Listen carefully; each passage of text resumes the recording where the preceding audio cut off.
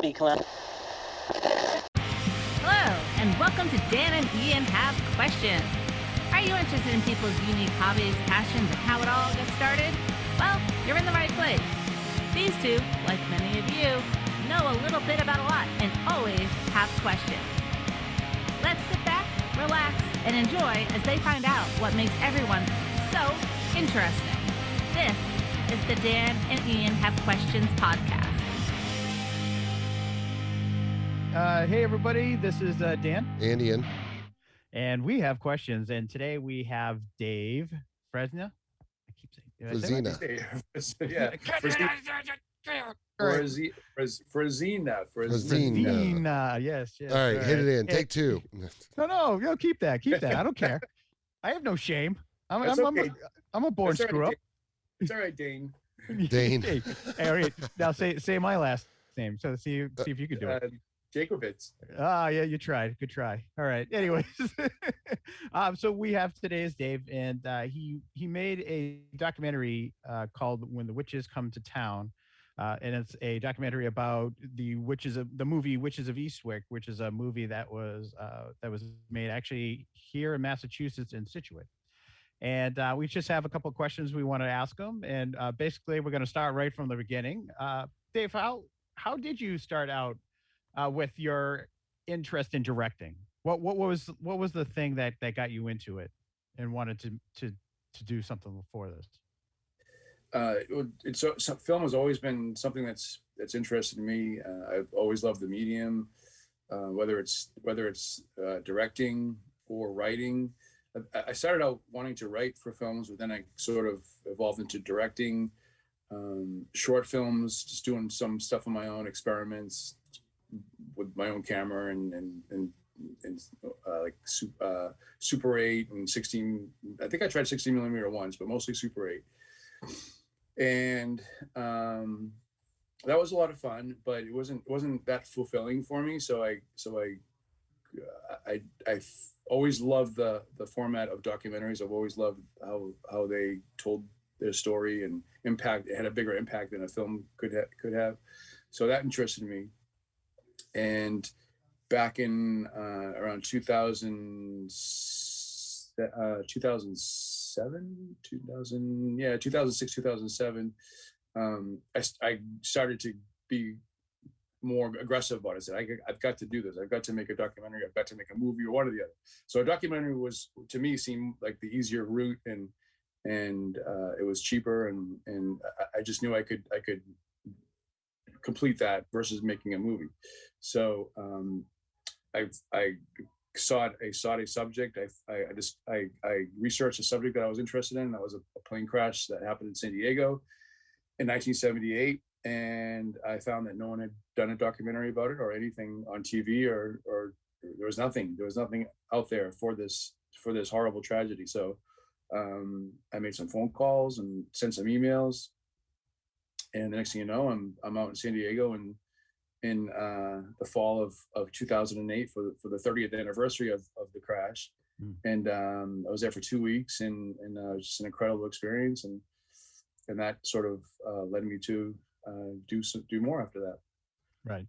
And how did you find, doing your first documentary, how did you find the experience? Were you walking into, when you first started thinking about doing documentaries, did you find man, it's going to be so difficult trying to, how do I contact people?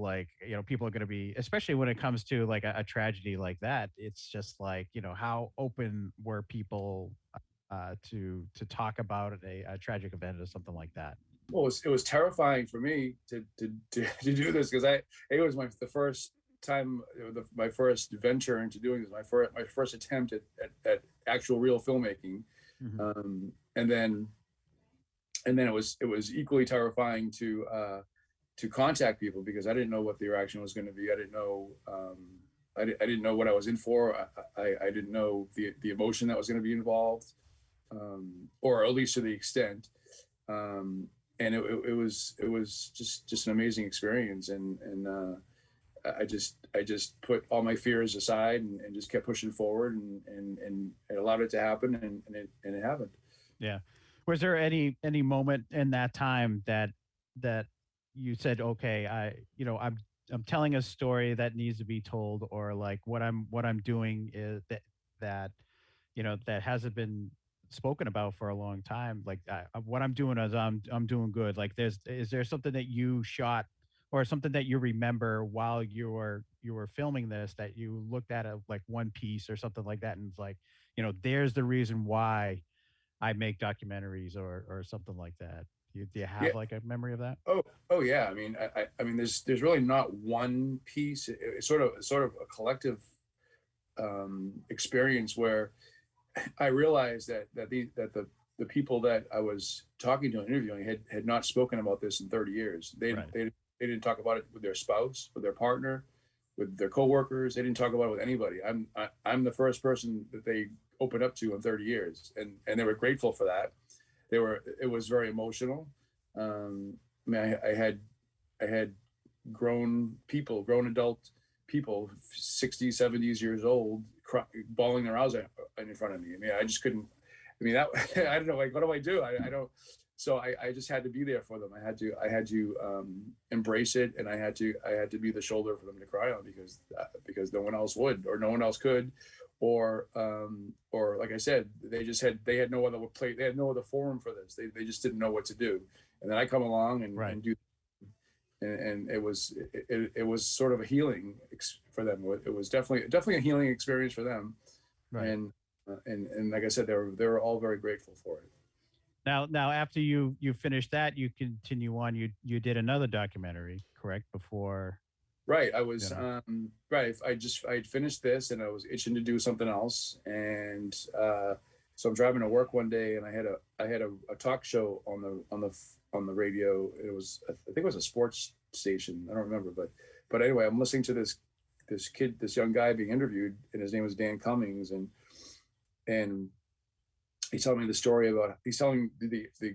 about how he became paralyzed at the age of 19 through a freak accident with his friends, and he was told he was never going to walk again, and he was not going to accept that, and he went on his own journey and figured out how to do it, and hooked up with the right people and the right institutions, and they all helped him, and within 10 years he was walking again. Right. And then at what point did you hop onto this? Was it like right at the end during or did you follow him at all during this whole event? Right. So after his radio interview, I wrote down his information and I emailed him. I think like maybe a day or two later, because I was still kind of thinking about this in my head. I'm like, well, this is a great story. I mean, maybe I can't be the only. Actually, what I thought was I thought he would already have people hooked up with. He had hooked up with people who were going to do this for him, because the story was so great that I just said, okay, well, I don't know if I'm even going to get his attention on this, because I'm sure he's got other offers or other people doing this. So right. I just took a chance and I emailed him, and within an hour of that email, he said, yeah, I'd love to talk to you, Dave. Come by my place in Canton. And so that was that. We met and we sealed the deal. That was it. He wanted to do this. So what I did was, I didn't follow him around. I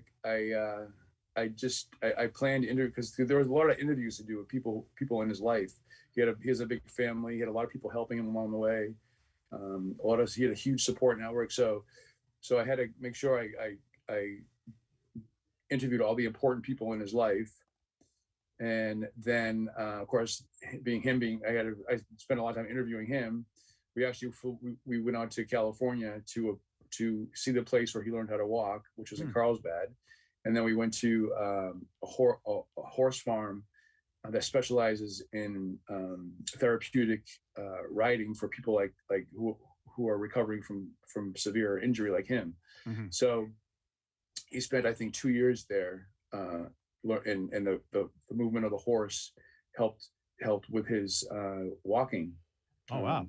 Yeah, I mean, I guess that's common for something like this, which I didn't know, and now I know. But so it was a great experience for that, that was really the only time I followed him around. Although no, I take that, because I would go to his facility in Canton where he started a nonprofit organization to help other people do what he did, and so I would go to his place frequently and just kind of move the camera around and watch people and talk to some people and so yeah, but it wasn't a day-to-day thing. It was just kind of occasionally when I had the time, I would go there, and when you had the time, you would do it. So now, do you still keep in touch with a lot of the people that you documented before? yeah, the plane crash one, I keep in touch with quite a few people. In fact,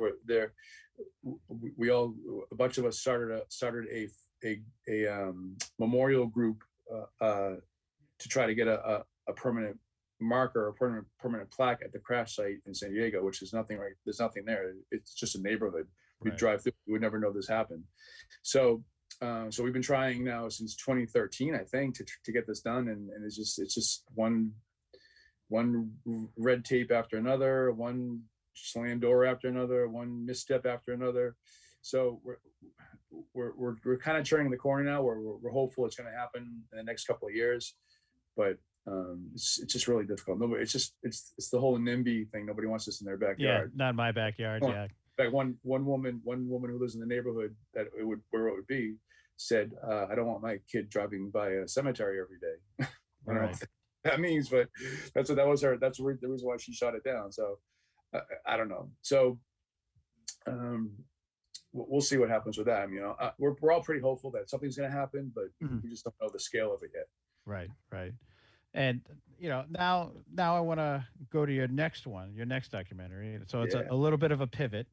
Yeah. And and I just now we're going to be talking about when the witches came to town, and the movie Witches of Eastwick. And which I watched not really a couple hours before that, because I'm like, I seen it years and years ago, and I haven't really even thought about it, and I was like, oh yeah, I'll pop it in. It was on HBO Max, actually. I'm like, oh yeah, easy. They're playing that a lot lately on HBO. Yeah. So my question is, it's like, how did you or why did you pivot, I guess, to something that like those was there already an interest in it? Yeah, like how did that happen? Like I'm trying to do like hand things here, like crisscrossing, like how did like are you saying you talking about like the subject matter, or just why did I choose this, or yeah, like that, why did you choose this, why how did that come about? Well, for just the fact that it was filmed locally, in Cohasset and like you said, Scituate and is that where near where you grew up? Yeah, I grew up in Abington. So when I was 18 or 19, they were filming this, and that was great. I'm like, oh wow, this is happening like right in my backyard. I'm gonna go check it out, and I would drive to my aunt's house who lived nearby, and I'd ride my bike through the set and through the town and watch the whole thing being done. It was so cool. So. And I would take pictures and it just kind of observe the whole thing. It was just so awesome, and to see how Hollywood turned this little town into Eastwick. So 30 years later, I'm rummaging through some old photos, and I come across my old Witches of Eastwick photos, and I'm like, you know what? Oh, I can't be the only one who took these pictures. There are hundreds of people there. So I reached out to some people in Cohasset, like the Cohasset Historical Society, and they invited me to come and look at their archives, which they had a whole bunch of stuff that was donated to them. People who took the same, like some of the same photos I took, because it's a small area, so everyone's got the same angles. But yeah. So I went there and so not only do they have pictures, but they had like paperwork and official documents about the whole thing, and like so shooting schedules and stuff. Yeah, it was really neat. So that led me to other people in the town who wanted to be interviewed for it, who also had pictures or home movies, And I'm like, okay, well, obviously now I've tapped into something here because this is pretty cool. People remember this. It was a great time for a lot of people, and I wanted to show how Hollywood impacted the small town by doing this.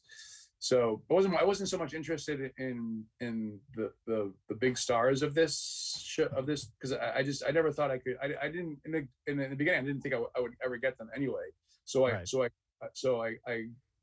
I planned this without them, and just focused on this, on how the townsfolk, the townspeople reacted to all this and how they felt today about it, and the memories and all that.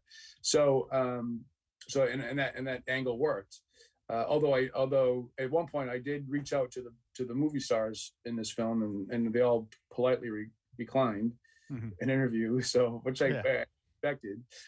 Although the only one that said yes was Carl Stryken, who played Fidel. Yeah. So we went out to California and talked to him. He was really nice. He's such a nice man.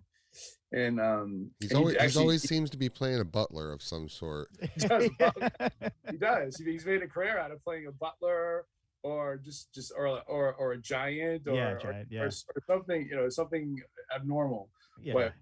But he's such a nice guy, and so he actually had, and he was getting ready to throw out 2 pieces of wardrobe that he took from the set. And I said, "What are you going to throw these out?" He brought them out. He went to the next room and took and held them up and said, "Yeah, I wore these in the movie, and I don't need them anymore. So I was going to either throw them out or donate them." I said, "Well, hello, we'll say." So he said, "Well, you can. I would love to give this to you." And he gave us the one that he wore in the movie that you see him walking through Cohasset. Actually, it's like a long striped coat. He comes out holding all the stuff when he takes off of the car. Yes, that's the one he took. And so we took that home with us, and I told him I was going to donate it to the Cohasset Historical Society, which we did. Oh, that's cool. So we donated it to them, and kind of sort of like for allowing, because they were really nice to us. They let us film in there. They let us do interviews in their facility, and they let us do a lot of stuff. So that was sort of a nice thing to do for them. So they took it, and they displayed it for like a year or 2. They had it in their main lobby, and that was cool. So you didn't take anything? You didn't sneak like a bow tie or anything? No. But the other person we interviewed in California, Chris Soldo, he was the first assistant director. Hit the movie, and he'd been around for a long time. He started working on movies in the 70s. His first movie job was working on Taxi Driver. Oh, whoa! As a production assistant, yeah. So and then he worked his way up to be first assistant director on a lot of movies too. So, a lot of Brian De Palma movies he worked on. Except he didn't work on Carrie, but he worked on Blowout. He worked on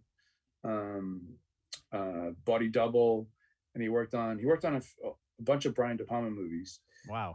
And then he got this gig to come to Massachusetts to do this with George Miller, and he had a great time doing this. And so we went to his house, and he had this cardboard box that said Witches on it, and he opened it up, and it's all of his stuff that he used for the film, like the production, like everything from production notes to logs to personal letters that went back and forth to him in the studio, to pictures, to scripts. I mean, it was just like this treasure trove of stuff. I'm like, dude, what are you gonna do with all this stuff? He goes, someday I'm gonna donate it to a local cinema school or something, but right now it's in my garage, and you guys can do whatever you want with it. So we took, he had the what do they call it, the storyboards. He had the whole entire film storyboarded out. So we used some of that in the documentary, because we couldn't access actual footage, so we kind of made it work with the that's a cool workaround. Just for clarification, as like Situate and Abington and a lot of the towns that he's talking about, they're actually in what we affectionately call the South Shore. It's south of Boston. We have like 2 distinct like lines and Boston's in the middle, and South Shore is all the towns that are below Boston. Then there's the North Shore, and never like the two shores don't play well, So No, I guess. Although they did go up to the North Shore to film some scenes. They filmed at the Crane Estate in Ipswich. They used a lot of the exterior scenes for Jack's mansion where they lived at. His characters, where his character lived, they used the Crane Estate. They did some filming at Marblehead inside some venue. I don't know what it was, and then they also filmed in Canton, and they did some stuff in Norwell, Situate, and a couple of towns like Marshfield and Duxbury, I think. Right. Yeah. So it's all like North Shore area. Yeah, but their main thing was Cohasset, because that's where Eastwick was located. Right. Yeah. Yeah. And that I mean, I can kind of understand about making a documentary about a movie around it, because not too many movies, especially in the 80s, was really made in Boston. It wasn't the almost the Eastern Mecca that it is now. No. A lot of movies now, you'll be surprised. Like the new Ghostbusters movie was made here. Like the Ryan Reynolds film, Free Guy. That was filmed in Boston. Oh, was that before? I'm sorry. I said, oh, that was. I didn't realize. Yeah. You'd be surprised. Boston's been used a lot lately. Before it was just like it really was. It was newsworthy when an actual Hollywood film company would come to Boston and or around the towns in our area and actually like film a movie. I remember, like, what was it? Was it Blown Out? What was the one that was in Boston? They had with Burt Reynolds. The one with Burt Reynolds? That one? Was it Burt Reynolds? I can't remember, but remember they had a boat out in the middle of Boston Harbor, and they blew it up, and then like the news was out there to like film about it and everything. Yeah, I remember that. Yep. So when it's like, it's almost like, Podunk, Massachusetts is now getting some noteworthiness unlike some other places. Typically, what is it, like Georgia gets used a lot for a lot of substitute areas. Yeah, Georgia's huge, has a huge film industry. So does Louisiana. Texas does, but and of course California, New York, Vancouver, the Carolinas. But Boston is now a huge deal for filming in Massachusetts. Back in the late 70s, early 80s, there were a few movies here and there, and I mean nothing spectacular, but this was the biggest thing to come around. I mean, you had some of the biggest stars coming to this little town in Massachusetts, walking everybody, signing autographs, shooting the shit. But Massachusetts was not the original choice. They're all set to film in Rhode Island. Right. Yeah. Rhode Island. They had little Compton all ready to go, and wasn't it like Warwick too?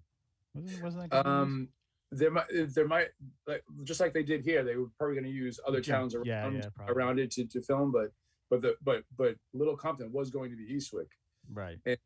And if you've ever been to Little Compton, it kind of looks like Cohasset in a way. I mean, it's just a small a colonial town with a big white steepled church in the middle of it, and very picturesque, like like something that you only see in a movie and in a book, or read about. Right, exactly right. So that was Warner Brothers was all set to film there. The fact they were they that's where they were headed. They were headed to Rhode Island to start filming Witches of Eastwick, and all of a sudden some wealthy people in the town said, this is not happening in our town. Right. You're not doing, we don't want to destroy our tranquility. We don't want people here. We don't want the drugs. We don't want the movie stars. We don't want any of it. Yeah. So they were threatening to stage like a noise protest during filming. They were going to run their lawnmowers and fly their private planes overhead. So Warner Brothers said, trolling. You know what? Yes. So Warner Brothers said, you know what? We're out of here. We're not dealing with this. Right. So literally Massachusetts got, within like a day or maybe even that day, the day that Warner Brothers pulled out, Massachusetts Film Office got wind of that and said, you know what? come to Massachusetts. So they did. They loved what they saw, and Massachusetts reeled them right in, and within a few weeks they had them all everything lined up. Wow, that's pretty cool. And how long did they film there? In Cohasset, they were there for about 6 weeks in total. Yeah, from July through almost the end of August, middle of July through almost the end of August. And did all the fears that they had in Little Compton, did all that come to true? No, come to fruition. Well, yes, not. I mean, although they weren't fearful of it in Cohasset, but all the stuff that Little Compton was afraid of, did occur in Cohasset, but nobody was afraid of it. They embraced it. I don't know. It was like two different worlds. Right. Yeah. So there was some crazy stories about the actors after the shoots and everything, but it was that they just loved it. They absolutely loved it, and they're the greatest thing that happened to them. Were there any stories that was told to you that didn't make it in the documentary? Oh yeah, there was one in particular that involved Cher. Well, explain more. It's not. I mean, it's not a bad story. It's just a kind of a strange story, where she was using. Apparently she didn't like using the bathroom in her trailers. She didn't like using the bathroom in the trailer. So she made arrangements with the owner of a house in Cohasset to use their facilities, because it's also the spot where they parked the trucks at night. This guy rented out his land. He had a big field in the front of his house, so he rented it out to Warner Brothers to park their trucks at night. And she was able to use their main house as her bathroom. So, and the homeowner wanted to meet her, and I guess they set up a meeting to meet her, and she kind of turned away and walked away. Jeez. I don't know why. No, but I don't, that's the story that was told to me. So I don't know why. Maybe there could have been something that I would like, something that he wasn't telling me about. Maybe he creeped on her earlier, and she's like, I'm not going near this guy. I don't know. Maybe, what did he leave out? Exactly. Right.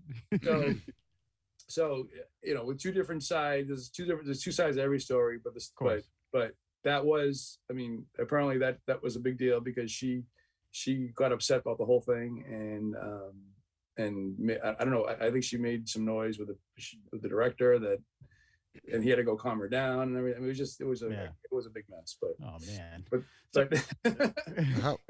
not like when you're doing a film. This is kind of maybe not easy to explain, or condensed down, but like, what's the process of structuring? Like, do you know in your mind like where you're going to go? Like, I figure when I'm always watching documentary, I'm like, there's so much footage, so how do you go about structuring something like that? Is it just basically start at the beginning and just work your way through, or do you know people that you think you're going to talk to in some cases?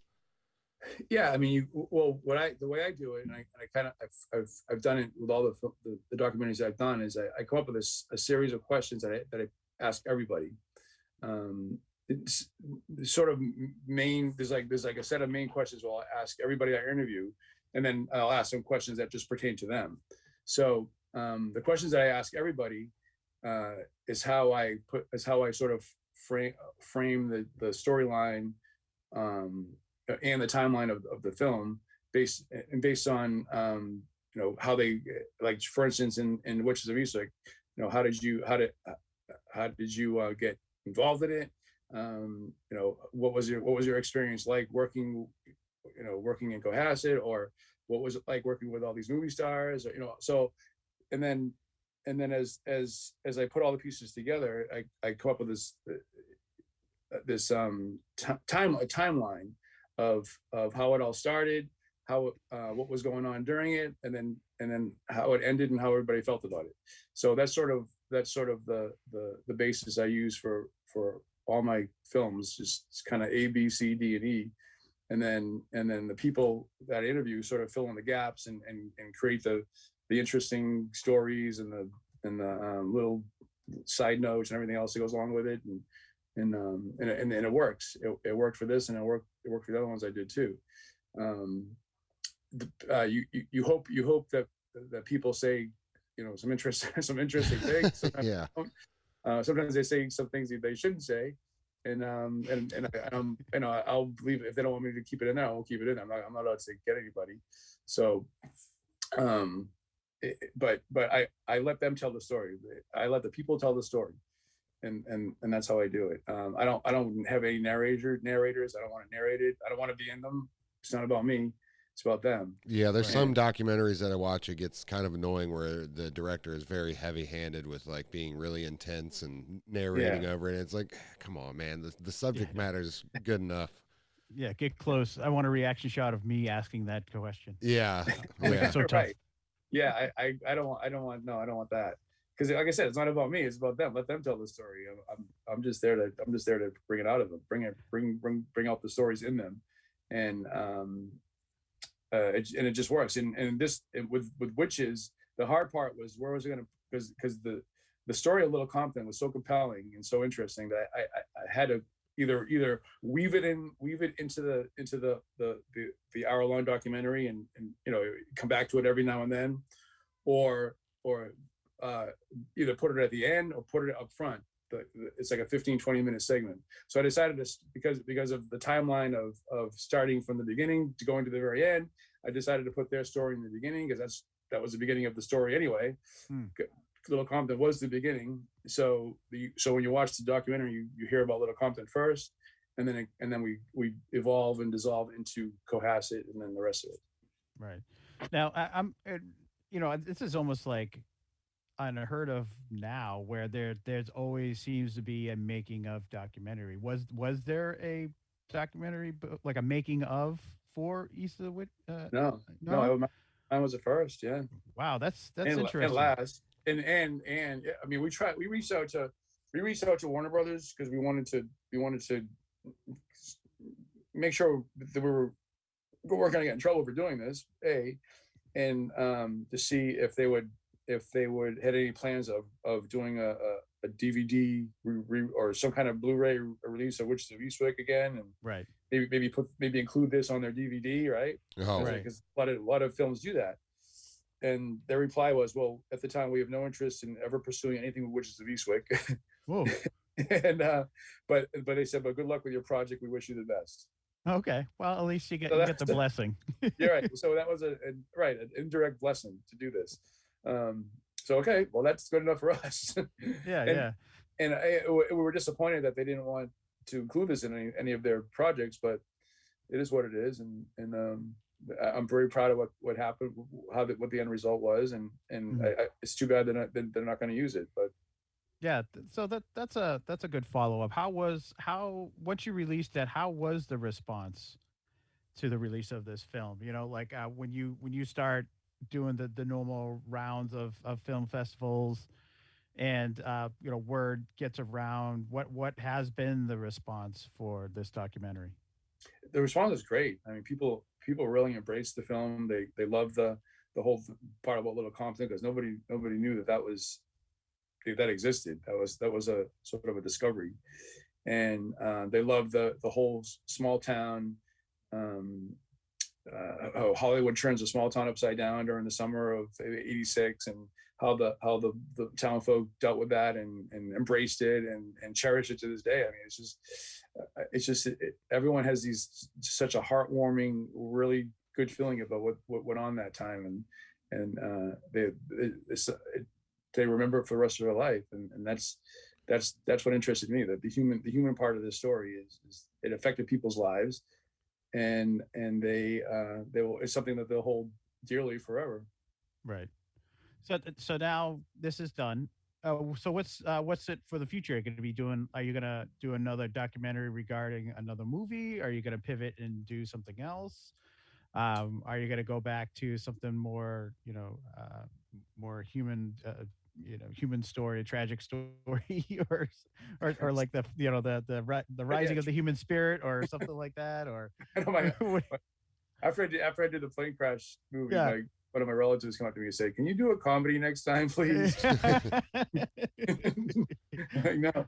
I said, "No, I don't want to do comedy. I mean, I like doing these human interest stories, I guess." Yeah. But no, I mean, right now I don't have anything on the radar for documentaries because of time, and I just don't have the time or resources right now to do that. So I'm just focusing on writing right now. I'm kind of honing my skills with that, with between screenplays and novel. So we'll see what happens in the next few months with that. Well, I know that last year you were doing like a bunch of short films. You were participating in competitions or something like that, wasn't that? Oh, that what you were doing? yeah. I mean, yeah. Oh, I made a really cool during COVID. What the heck? What is his name? Oh God, I can't think of his name. Put him on the spot. He's a big B movie director from the 60s and 70s. Roger Corman. I was just going to say, yeah, Roger Corman. Yes, Roger Corman had announced on the internet that he was doing a COVID festival where anybody can submit. I think the criteria was a 2-minute or 3-minute movie, and on any subject, on anything you want to do, just submit it, and the winners will be announced in a few months after he sees all the things. So right. So I came up with this really bizarre idea of a drone. When Amazon, remember when Amazon announced they're going to deliver packages with drones? Yeah. Well, yeah, you'll see how well that went. Right. So I kind of created this sci-fi horror story about how the drones went haywire over my house just to deliver one package, and they all converged on my house and wouldn't go away. And I'm calling Amazon, and I'm what are you gonna do about this? And all of a sudden they destroy my house, and the whole thing blows up at the end. Right. So that was, so I didn't get any recognition for that, but it was fun. But it was fun to do, and people who saw it liked it, but not enough to garner the attention of Roger Corman. Right. But right. And then I did another short film. I think it was before that I'm still working on it. I mean, I don't know why I'm still working on it, but because I'm just so indecisive about what I want to do with it. Right. With more so with the music, I'm killing myself with the music, trying to get the music right on this movie. So, and then what I wanted to do first, and which I did, is I submitted the short screenplay I wrote for this Christmas themed movie that I'd filmed, and I submitted that to some festivals, and I actually got a couple of awards for it. Oh. So. Nice. Yeah, so that kind of, I wanted to do that first before I submitted the film to festivals. So we're going to see it on Hallmark soon, right? We're going to see it on Hallmark. See it on Hallmark. I don't know. It's only 5 minutes long. Oh, well, that's perfect, because that's what a lot of them are, right? They have a script that's like 5 minutes long, and they expand it out for an hour and a half. Right. Exactly. So this will fit right into their business plan, right? So yeah, we'll see. I mean, I'll once I get it to where I want it to be, I'll start putting it out into film festivals probably next year. Right. And so as we're like winding down a little bit here, do you have any, for young up and coming people who want to direct or write or anything like that, or when people interview you, what advice do you give to people who are looking to get into this business, or like follow their passion of either making documentaries or writing movies? You've got to be involved somehow with other people who are doing it. You have to. You can't go this. You can't do it all by yourself. You just can't. You've got to join a club, join some kind of network group, or become part of a film set. Volunteer your time. You've got to understand how the whole system works, from filming to post-production to pre-production, to how it all gets put together, how it gets paid for, the logistics of daily filming, and where you can film and where you can't film. I mean, you've got to learn all that before you start to write, before you even start to think about it. Right. And go ahead. No, go ahead. No, go ahead. Good. Well, I was gonna say, as you say, you got to be with people that are kind of like-minded. Do you have people that you've worked with that you've known since you're like a kid? Like, did you grow up with someone else who has the same passion as you, or was this something like you went to school and that's when you really kind of find your like-minded people? Yeah, I grew up with a kid who's also named Dave, and he Oh actually went boy. out to California. Yeah, yeah, all Daves, right? Yeah. He went out to California, and as a makeup artist, he wanted to do special effects makeup artists, like monsters and things like that, and he did. He landed a great job with Stan Winston, Oh and wow. yeah, right out of the gate. I mean, it was crazy. They loved his portfolio, and they hired him on the spot, and he's been working in that field ever since. So for the past almost 30 years now, since he left high school. That's awesome. So, but I mean, I wasn't ready to go out there yet at the time, so I didn't go out there with him. But I wasn't. That wasn't my thing anyway. I wasn't a makeup artist, but Right. I wanted to work on myself at the time and get a better idea of what I wanted to do. So, but yeah, I mean, I wish I had not gone out there, but I wish I had taken my advice that I give now and Right. spent time with people who actually did this. But you learn, and you know, I don't regret it, but I'm happy for what I've been done over the past 10 years, 12 years, and I'm very proud of that. So Nice. That's awesome. yeah, That's good to hear. It's to have people have such a passion and not give up on them, yeah, even though things may not go in the way that you want it, but you still have the fire still inside you to continue on and do yeah, what you love, what your passion is. yeah, yeah. Like, It's creativity is great. I love it. yeah. So we have one more question, and this is a question that I always ask all the people that we interview.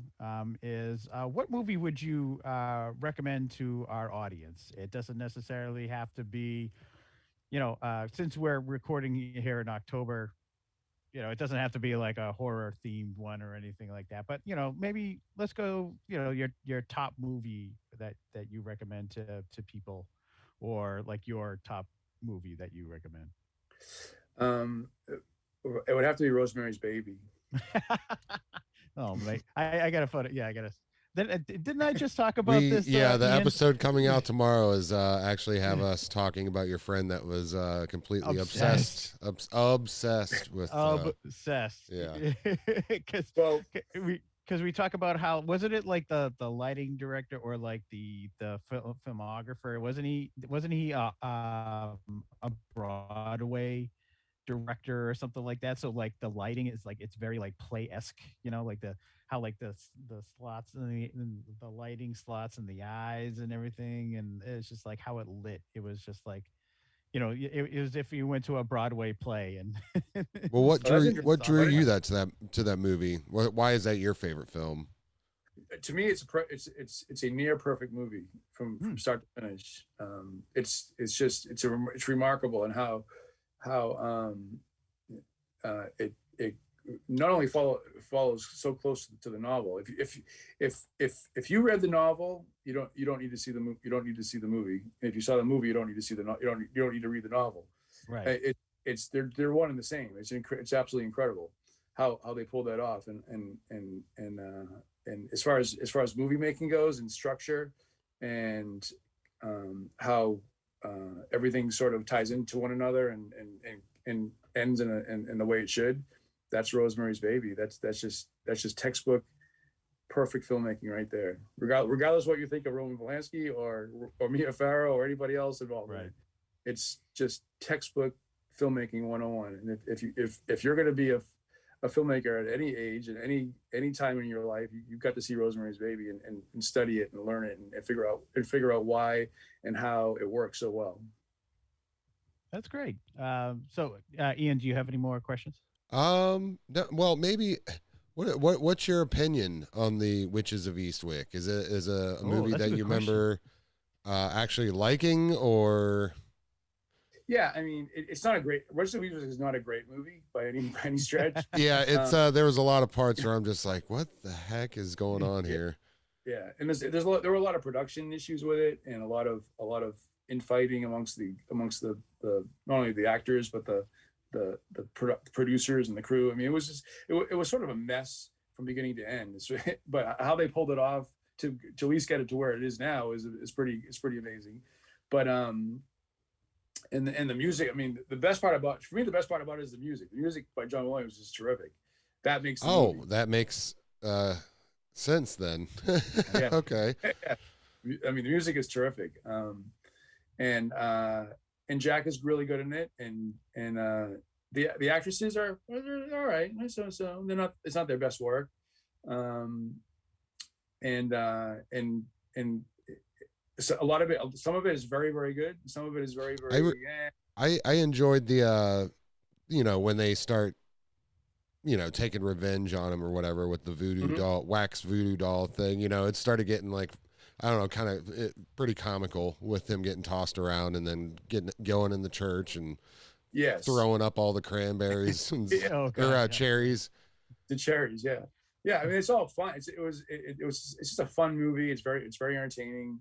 It does what it did what it set out to do, and but yeah, I mean, I would never put it on my top list of movies to watch, but it's a good movie. It's a very good movie, right. And I would watch if it was on TV tonight. It was on. I would probably watch it. All right, awesome. Right. Cool. Oh, well, one more side. They are doing a remake of this movie. Shut up! I couldn't believe it. I found out today. Oh, actually, is that? Yeah. Did they say who's in it? They didn't say who's in it, but it's being directed by a Swedish woman who directed some movie called a movie she directed and won awards for. Was about a girl going out to Los Angeles to be in porn. Paradise, I think it's called Paradise or something. Huh. Oh, okay. I've heard of the title. A couple of years ago. Yeah. So they somehow Warner Brothers tapped her to write and direct the remake of Witches of Eastwick. So I don't know what to make of that.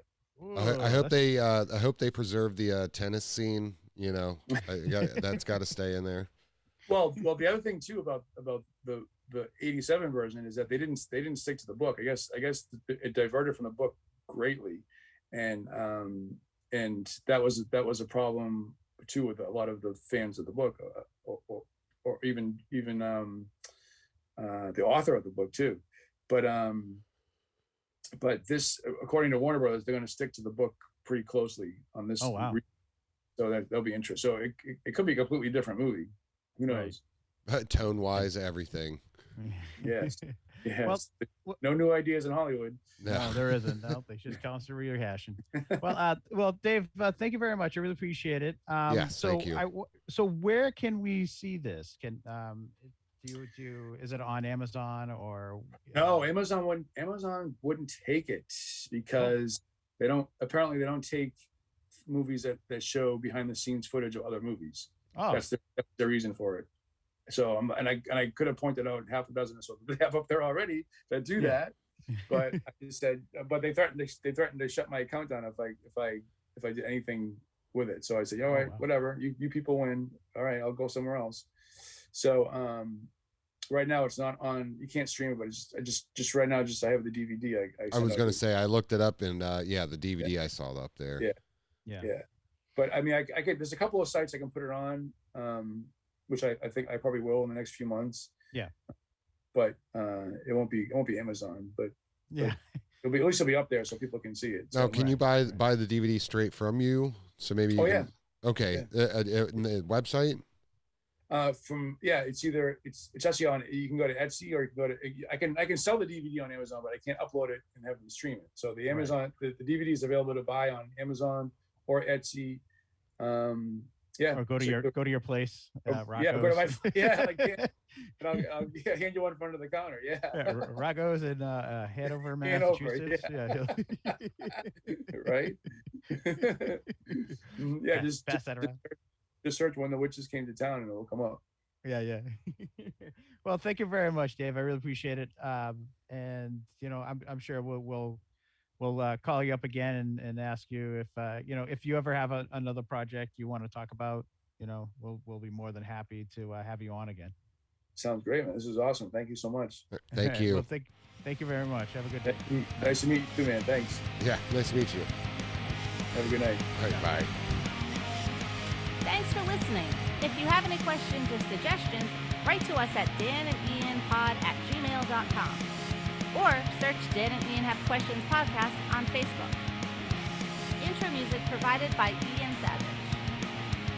Music produced and recorded by Shaun Vanek at Mercenary Studios. Thanks again for listening, and see you next time.